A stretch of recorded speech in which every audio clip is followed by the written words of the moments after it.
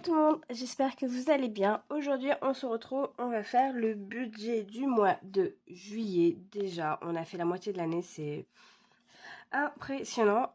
Et donc on va faire le budget du mois de juillet. On est actuellement le 21 juin. Voilà, on est le 21 juin. Alors moi personnellement je le prépare en avance mon budget. J'essaye vraiment de planifier tout ça. Il se peut qu'il y ait des petites choses qui changent d'ici le début du mois, mais c'est pas grave. La base est là. Voilà. Donc pour ce mois-ci, j'ai vraiment tout revu. Je compte vraiment faire différemment. Et je vais vous montrer ça. Donc le mois de juillet est ici. Donc ma page mensuelle, celle-ci, n'a pas bougé. Ça brille, oui, ça brille. Bref, voilà. Donc l'idée, c'est d'avoir mes factures qui passent à date fixe pour avoir un visuel sur mes semaines. Donc le mois de juillet va être également à 4 semaines pour moi. Voilà. Et ensuite, alors je vous ai déjà tout préparé la base, comme ça va plus vite quand même, hein, parce que sinon, si vous deviez me voir tout préparer, ça serait beaucoup plus prenant. Donc ensuite, on passe à la partie budget et épargne. Et comme vous pouvez voir, je vais essayer de vous zoomer un petit peu. Pas tant, voilà. Ça a pas mal changé. On garde la même partie pour les revenus. Ensuite, on a les charges fixes, les charges variables. Et ensuite, j'ai enlevé de mes charges fixes et j'ai placé les épargnes en dessous. Ce mois-ci, je vais faire différemment. Je ne vais pas mettre en épargne au début du mois, mais à la fin du mois. L'idée, en fait, c'est d'essayer autre chose aussi pour voir si ça fonctionnerait mieux. Même si j'ai un système qui fonctionne, je voudrais quand même voir si d'autres choses peuvent fonctionner et si ça peut être plus fonctionnel. Ça fait beaucoup de fonctions tout ça. Bref. On s'éparpille.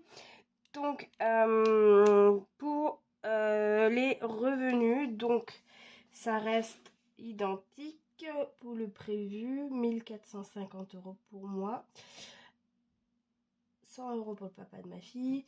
Et mois de juin, du coup, j'avais vu très très large. Donc là, on peut partir sur 400 € de la CAF. Ça comprend les sous de ma fille et la prime d'activité.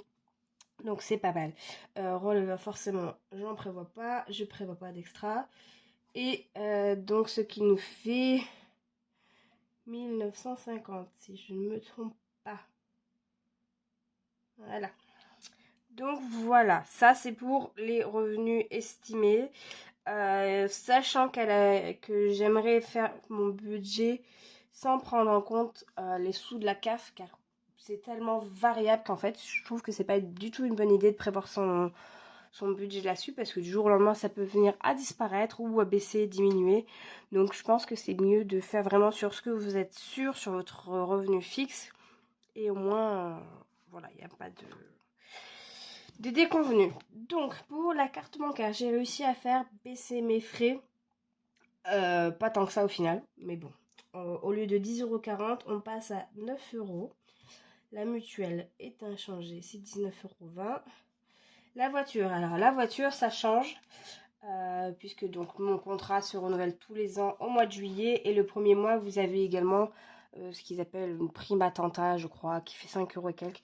Donc c'est un peu plus cher pour le mois de juillet, mais ça sera aussi cher les autres mois parce que vous gagnez du bonus mais vous payez plus cher. Enfin bref, voilà. J'ai essayé de voir pour changer d'assurance, mais au final je ne vais pas changer, car le fait de mon ancienneté dans cette assurance m'a fait énormément baisser mes franchises. Et je me vois pas, en fait, je trouverais ça dommage de payer 5 € de moins par mois pour une autre assurance et avoir une franchise de 400 € alors que je suis à 100 € et quelques. S'il devait m'arriver quelque chose, je pense que ces 5 € que je paye de plus par mois me coûterait quand même moins cher que de devoir payer une franchise à 400 €. Donc j'ai décidé de garder mon assurance voiture telle qu'elle. Et eh bien on verra bien par la suite l'année prochaine si on peut faire quelque chose d'autre ou pas. Mais pour cette année, ça restera comme ça. Donc 8,99 Disney+, le téléphone 19,99. Là, il faudrait que je voie, parce que je sais que je peux baisser, mais c'est vrai que j'ai les datas illimitées et des fois, ici, le Wi-Fi ne passe pas du tout. Donc, je fais énormément de partage de connexion. Donc, voilà, je sais pas si je suis prête à changer. Et ensuite, c'est l'abonnement de ma fille de son livre qu'on reçoit tous les mois. Voilà. Pour l'essence, étant donné que je pars en vacances au mois de juillet, je laisse identique, bien que je ne vais pas me servir de tout, donc c'est bien, je suis contente au moins. J'augmente pas mon budget et en plus il me restera de l'essence pour le mois d'août, donc c'est super. Perso, donc on a dit c'est un mois à 4 semaines, donc c'est 20 € par semaine, ça fait 80. 60 € pour ma fille. Alors la nounou, la nounou, je vais avoir 2 ruptures de contrat au mois de juillet qui vont passer du coup entre juillet et août. Ça va coûter cher. C'est aussi pour ça que j'avais une épargne pour la nounou. Donc bon. Voilà. On va prévoir 100 €, bien que je sais pas trop comment ça va se passer, si ça va passer sur juillet ou sur août, mais bon. J'ai hâte que ce soit terminé parce que vraiment ça devient très pesant. C'est pas une situation du tout agréable. Donc voilà. Ensuite, santé, 20 €. On était passé sur 10 € sur le mois de juin. Clairement, je pense que c'est pas suffisant. Surtout que je n'ai pas d'épargne santé. Donc, on passe sur 20 € en espérant cette fois-ci pouvoir épargner les 20 €. Entretien hygiène, on reste sur 20 € et on n'a rien qui ne s'est pas budgété forcément. Hein, voilà. Donc ça, c'est dans l'idéal. Ce que je vais avoir pour mes dépenses. Et ensuite, quand même, je me suis fait un petit plan pour les épargnes, ce que j'aimerais mettre. Donc on va mettre ce que j'aimerais mettre. Et on mettra à la fin du mois ce que j'ai vraiment mis. Donc la maison. Cette fois-ci, j'aimerais vraiment, vraiment pouvoir mettre 1000 €. Le notaire. Si j'ai pas de bêtises, j'ai mis 20. Voilà, 20, mais j'aimerais mettre plus, hein, parce que 20, c'est vraiment pas assez. Amazon, on est toujours sur 10. Congé payé nounou, on est sur 50. Les vacances, on est sur 100, puisque je pars en vacances ce mois-ci. Donc l'enveloppe va disparaître. Hein, voilà. Les cadeaux, 20, sachant qu'il va y avoir l'anniversaire de ma soeur au mois de juillet, que mon enveloppe est bien vide, donc je pense que ça ne suffira pas. Voilà, la voiture, on est à 30. L'ordinateur, j'ai mis 100. On verra. Peut-être qu'on mettra moins. Et le fonds d'urgence, 30. L'école, je n'avais rien prévu. Et le chat, rien prévu. Voilà. Donc ça, dans l'idéal, ce serait ce que j'aimerais mettre. Bien sûr, plus on en met, mieux c'est, hein, on s'entend bien. Mais j'aimerais au moins respecter ça et mettre éventuellement plus.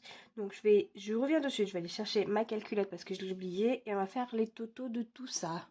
Alors, donc, on va se mettre comme ça. Je sais pas si vous allez bien voir l'écran de la calculette. Oui, je pense que oui. Bon, bref.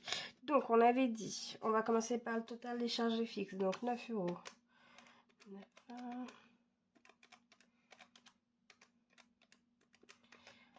19,99 et 15,90. Ça nous fait un total de 138,49 €. Ce qui est vraiment très faible, hein, je suis tout à fait d'accord. Mais encore une fois, je vous le répète, je vis avec ma fille chez mes parents pendant que mon appartement est en train de se construire, l'appartement que j'achète.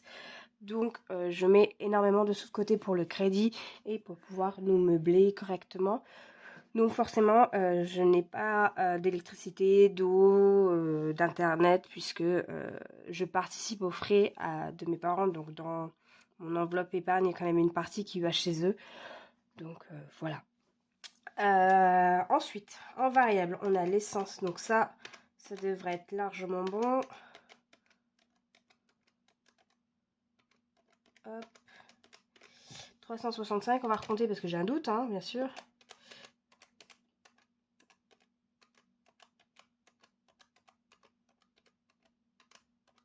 Ok, donc 365 ici. Voilà. Donc, l'idée, c'était de faire Le revenu, donc on avait dit 1450 plus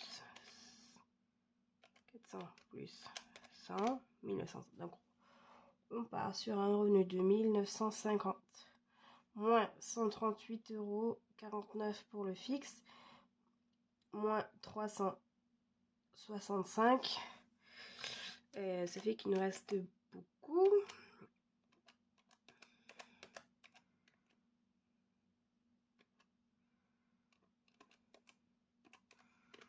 Voilà, qui resterait 1446,51.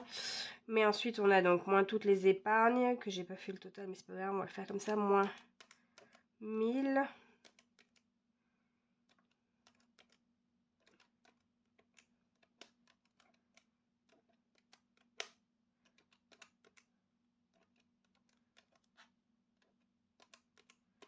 Voilà, il resterait, une fois les épargnes déduites, il resterait 136,51 € sur mon compte. Je pourrais prévoir plus dans les épargnes, mais comme je vous ai dit, il y a l'anniversaire de ma soeur et je n'ai pas assez de budget, donc voilà, je sais que ça va dépasser, donc ça va rentrer là-dedans. Et je pars en vacances, et même si j'ai une enveloppe qui, je pense, est confortable, je pense qu'il est préférable de se laisser une petite bouée de sauvetage, hein, une petite bouée de secours. Et je sais que de toute façon, ça va être amené à varier également par la suite. Donc voilà, voilà. Ensuite, on a donc les épargnes. Donc, étant donné que le mois n'est pas fini, je n'ai pas encore rempli le point de départ, puisque le mois n'est pas fini et j'espère encore mettre des sous de côté. Ensuite, on va avoir ma page ici, c'est pour donc ce que j'estime être ce que je traque entre guillemets pour les jours où je ne dépense pas. Pour moi, c'est mes petites victoires, donc je marque quand il y a une dépense et le but c'est que cette page reste blanche. Voilà, ça peut paraître bizarre, mais voilà, moi c'est vraiment quelque chose que j'aime. Et ici, ce sera donc toutes les dépenses qui seront faites hors enveloppe si j'utilise ma carte bancaire. Donc en général, je marque l'essence forcément. Et le but c'est qu'il n'y ait rien d'autre ou très peu. Voilà. Et s'il y a quelque chose ici, forcément, ça voudra dire qu'il y aura une taxe en CB par la suite. Donc voilà pour ce petit mois de juillet. À première vue, il s'annonce très bon. J'espère ne pas avoir trop d'imprévus. Voilà, ma grosse crainte, c'est vraiment les nounous. Là, bon, pour une, je sais que ça se passera très bien. Pour l'autre, je suis beaucoup plus inquiète. Et j'ai hâte que cette histoire se termine. Voilà, ça fera moins de cheveux blancs, hein, comme on dit. Et surtout, le départ en vacances, les vacances d'été. On va pouvoir, avec ma fille, aller à la mer. J'ai hâte de l'emmener. Et puis voilà, j'espère que pour vous, pour l'instant, le mois de juin s'est bien déroulé et que vous êtes déjà prêts ou prêtes pour le mois de juillet, que vos budgets sont en cours ou bouclés. Voilà, j'aimerais bien avoir votre avis sur qu'est-ce que vous pensez de cette organisation pour ce mois-ci par rapport au mois précédent. Je vous mettrai d'ailleurs la petite vidéo par ici si vous voulez pour voir un peu à quoi ressemblait le mois précédent. Et puis bah écoutez, je vais aller chercher un autre stylo parce que celui-ci n'écrit pas sur ces petits stickers, donc ça sert à rien, ça va baver pour pouvoir mettre mes totaux. Et voilà. Alors je sais pas si vous allez voir d'ailleurs, mais si vous avez des petits points roses, oui voilà. Et c'est en fait c'est l'argent que je dois retirer pour mettre dans mes enveloppes en espèces pour les variables. J'ai tout fait baver d'ailleurs. Voilà, bref. Et donc il va falloir que je retire un petit peu de sous. Au final, pas beaucoup si je retire pas les épargnes tout de suite. Je vais voir. Honnêtement, je vais voir. Je vous ai dit que j'allais faire ça en fin de mois. Je ne sais pas trop. On va voir. On va voir. Peut-être la moitié après l'autre. Je suis encore indécise sur cette partie-là, mais je voulais vraiment dissocier les charges des épargnes à moyen, court terme ou très court terme d'ailleurs. Mais voilà, je voulais vraiment dissocier cette fois-ci et voir ce que ça pouvait donner déjà visuellement si pour moi c'était plus marquant. Mais c'est vrai que j'aime bien, donc voilà. Bref, j'ai beaucoup parlé pour dire pas grand-chose. J'espère que ça vous a plu, que ça peut vous aider, vous donner des idées du comment organiser tout ça. Je sais que j'ai un budget un peu atypique, mais ça n'empêche en rien que vous pouvez tout à fait l'adapter à votre budget ou pas, et voir essayer d'autres méthodes. C'est vraiment, il y a tout un tas de choses qui existent et le mieux c'est d'essayer et de trouver ce qui fonctionne pour vous pas forcément faire parce que moi je le fais. C'est pas parce que ça fonctionne pour moi que ça fonctionnera pour vous. Et c'est vraiment ça qu'il faut retenir en fait. Chaque personne fonctionne différemment et chaque personne voit ses priorités là où d'autres ne les voient pas. Et le but c'est que ça fonctionne pour vous, que vous soyez satisfaite de comment vous gérez votre argent. Personne n'a de leçons à vous donner sur comment vous gérez. C'est vous qui êtes maître de vos dépenses. Et voilà.